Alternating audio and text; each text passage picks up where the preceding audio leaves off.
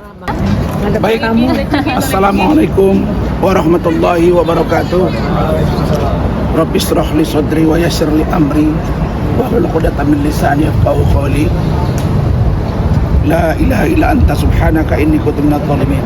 Selamat siang teman-teman semua, terima kasih sudah berkenan datang.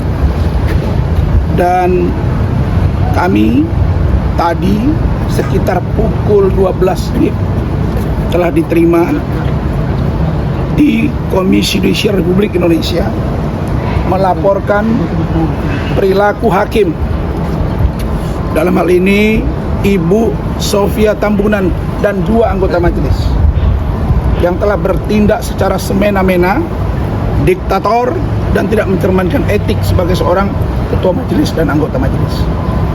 Karena itu teman-teman semua, kalian sudah tahu beritanya bahwa sejak sidang dimulai 3 kali sidang sebelumnya, sebelum tanggal 6 Februari kemarin, di awal tim hukum saya sudah ditegur keras hanya gara-gara tolong menyampaikan pernyataan kepada saya sebagai terdakwa, bahasanya jangan terlalu menekan.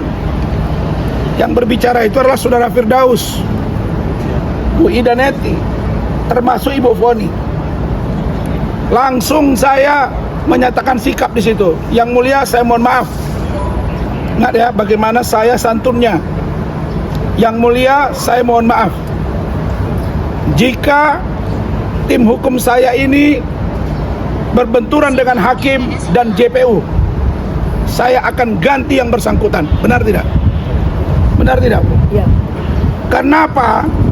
Karena saya ingin sidang benar-benar mencari kebenaran material, sehingga putusan yang akan diambil benar-benar menyentuh dan sampai pada aspek keadilan yang sesungguhnya. Bang, Sebentar, dengarin dulu deh, biar jangan salah-salah pertanyaan nanti. Kemudian ini mesti kita runut, jangan sepotong-sepotong gitu loh. Kemudian gara-gara ucapan saya itu, Bung Firdaus, Bu Ida, dan Bu Foni itu agak kurang nyaman, sehingga saya bujuk. Bahkan ada yang mau mengundurkan diri. Saya yakinkan kita harus tunjukkan kita beretika dan kita percaya. Meskipun kasus ini dari awal Bareskrim Mabes Polri menerima laporan Hotman Paris 10 Mei 2022, urusan remeh-temeh undang-undang IT, pencemaran nama baik, dugaan pelecehan seksual, diproses 34 bulan di Mabes Polri. 34 bulan baru P21. Kira-kira menurut kalian kasus apa ini? Begitu lama baru diungkap dan baru selesai. Kenapa? Karena di penyelidikan pun saya tidak diberi ruang sampai penyidikan, bahkan tersangka tidak diberi ruang menghadirkan saksi atau ahli yang meringankan. Ini dari situ sudah mulai masuk angin. Kemudian saya bertemu dengan ada seorang jaksa yang juga pejabat. Saya diskusi. Beliau mengatakan bahwa tidak masuk unsur. Lalu kemudian belakangan saya tahu, saya dapat info dia pula yang mendorong-dorong.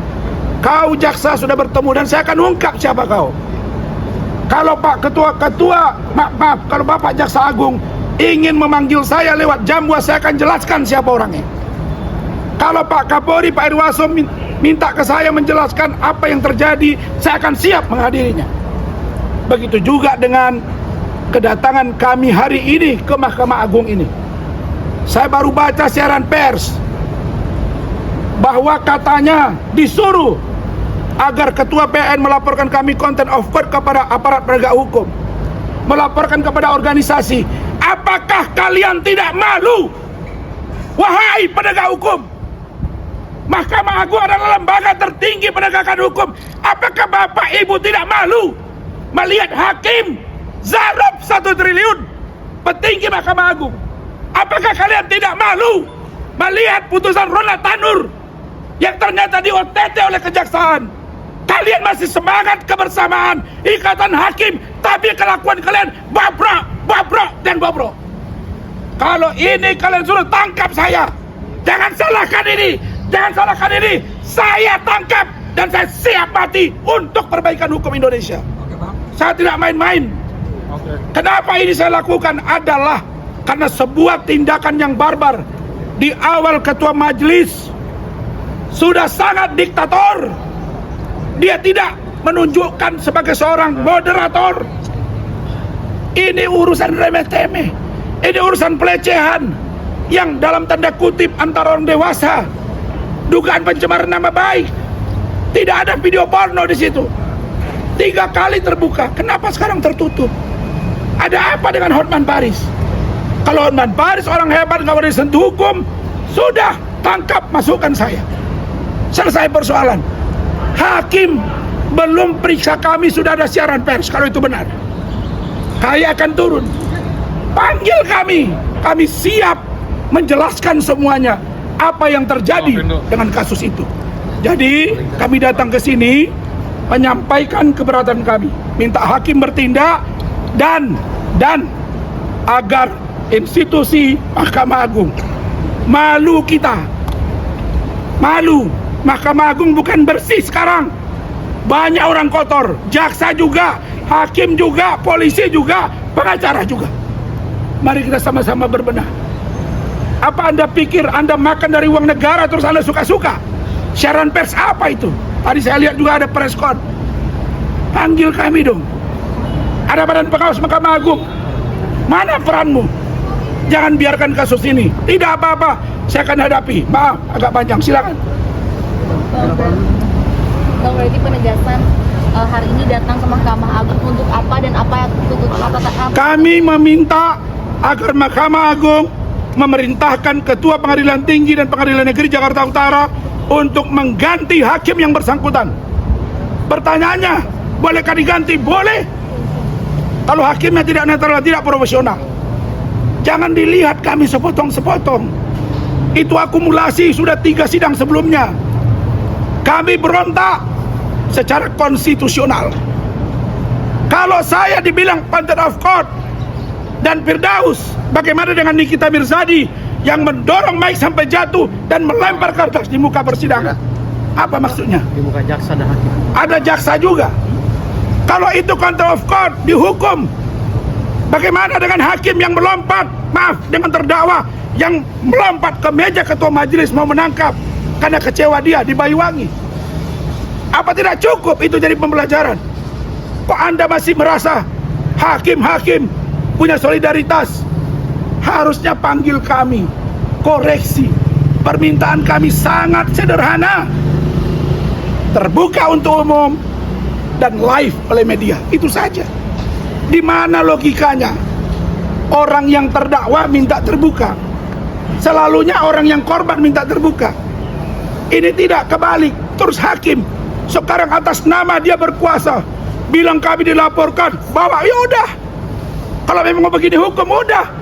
Pak Prabowo sudah mengatakan, nih, saya putar ya, mana handphonenya? Bunda HP Bunda. Handphone mana? Si Ade mana? HP mana HP? Biar kalian dengar ini, saya baru dikirimin tadi. Ini bahasa presiden kita ya, bahwa banyak pemain di kalangan Udah, dengarin nih dari Bapak Presiden. Ya, lihat. Volumenya besar. Ini bahasa presiden kita yang harus kita dukung.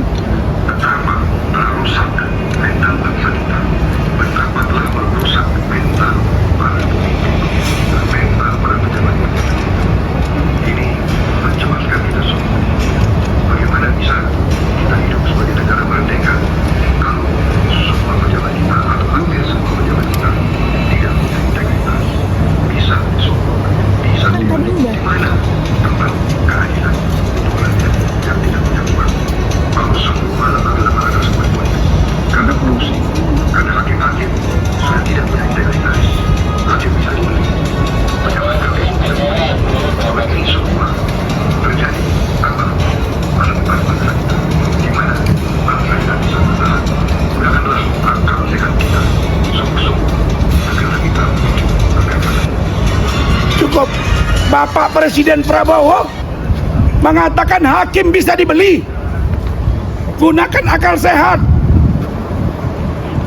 Salahkah kami? Kalau kami curiga dari awal ini hakim nggak benar, ada hakim yang kami pukul? Tidak ada. Firdaus naik ke meja. Tapi sayang, seribu sayang, para lawyer pimpinan OA, terutama Kongres Advokat Indonesia Siti Jamaliyah, hobi sekali mencopot, memberhentikan, memecat anak buahnya tanpa disidang etik. Dan Bang Otto Hasibuan bilang, kalau ada lawyer yang mengadu melalui media sosial, itulah pelanggaran etik. Hotman bicara itu. Dan Hotman itu sudah dipecat oleh Pradi Bang Otto. Sekarang dia di DPN, Dewan Pengacara Nasional. Dan apalagi kami ini bergerak untuk membela kepentingan klien, tapi saya sampai di meja persidangan, salah kami melakukan protes.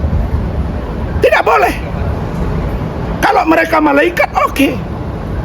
Tapi mereka juga kotor. Kalau itu mari kita sama-sama awasi. Itu saja. Cukup ya, kami ke atas dulu. Makasih, makasih. Dari atas. Iya, nanti turun saya info lagi. Semangat Bang. Makasih, makasih.